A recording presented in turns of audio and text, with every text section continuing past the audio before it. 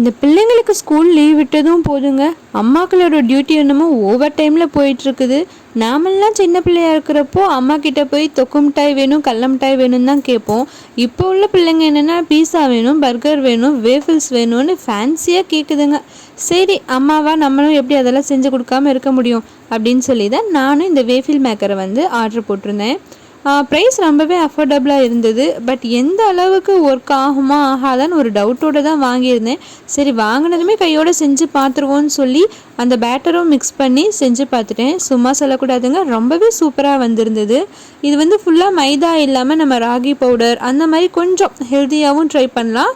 Taste ரொம்பவே நல்லா இருந்தது. கூடவே ஹனி இல்லைன்னா டேட் சிரப் போட்டு சாப்பிட்டா இன்னமும் டேஸ்ட்டு சூப்பராக இருக்குங்க.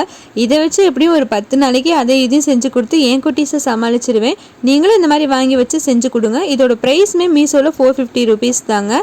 கண்டிப்பாக ஒர்த் பையிங்.